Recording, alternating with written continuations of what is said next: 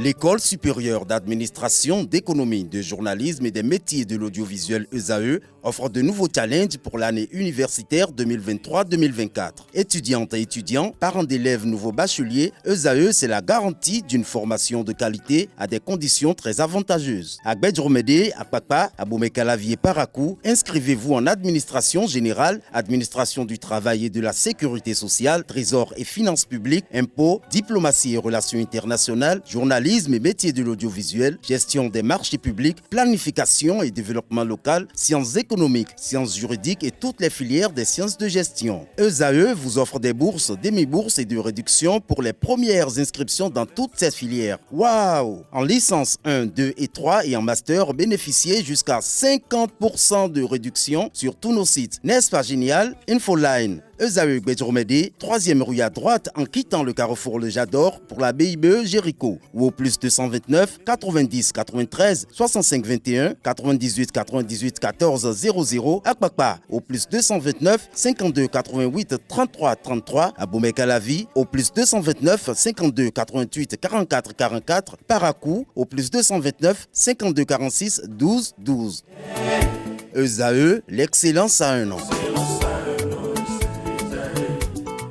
Analdo, bonjour à nouveau. À nouveau, bonjour à vous, Abdelkader. Les championnats nationaux de football reprennent avec le format D1, D2 et D3. Effectivement, retour à la case départ pour l'ensemble des acteurs du football au Bénin. C'est l'essentiel qu'il faut retenir de la réunion du comité exécutif de la Fédération béninoise de football. Dès la saison 2025-2026, le format actuel du championnat professionnel laissera place aux traditionnelles subdivisions D1, D2 et D3.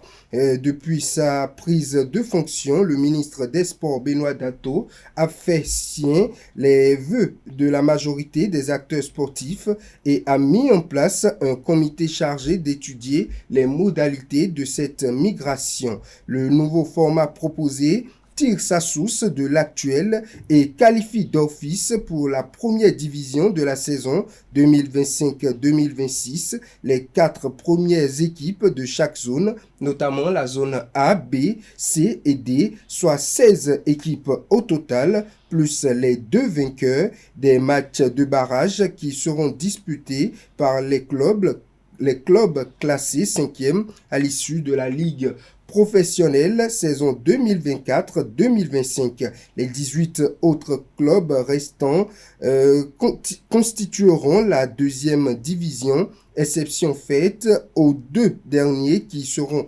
remplacés par les 2 premiers de la Ligue 3 pour la saison 2025-2026. Odile Aronwanou et Marie-Rose Laleye reçoivent les honneurs du ministre des Sports, Benoît Dato. Effectivement, dans la soirée du dimanche 7 avril 2024, Odile Aronwanou, médaille d'or en heptathlon, et Marie-Rose Laleye, double championne d'Afrique en bras de fer lors des 13e Jeux africains à Accra, ont fait leur retour au Bercail. Elles ont été reçues par le ministre des Sports Benoît Dato avec des bouquets de fleurs dans la salle d'honneur à l'aéroport international Bernardin Gantine de Cotonou. Coton Football Club termine la phase allée de la Super League Pro sur une bonne note. Coton Football Club a terminé la phase allée de la Super League professionnelle sur une bonne note. Les doubles champions en titre ont dominé avec la manière lors de la dernière journée, notamment la 12e journée, dernière journée de la phase allée, l'US Cavalier 3-1 grâce à un doublé de Hamza Alidou et une réalisation d'Hippolyte Sanni. Revivez les moments forts de cette rencontre. Et nous bouclons avec le Maroc qui accueille la CAN de futsal 2024. Effectivement, le Royaume du Maroc accueille la CAN de futsal 2024. Le tournoi se joue du 11 au 21 avril 2024 et va réunir 8 pays. Il s'agit notamment du Maroc, du Ghana, de la Mauritanie, de la Libye, de la Zambie, de la Namibie, de l'Angola et de l'Égypte. Cette nouvelle compétition continentale s'annonce comme un nouveau sacre pour le Royaume du Maroc qui ne cesse de confirmer son leadership en matière d'organisation d'événements sportifs.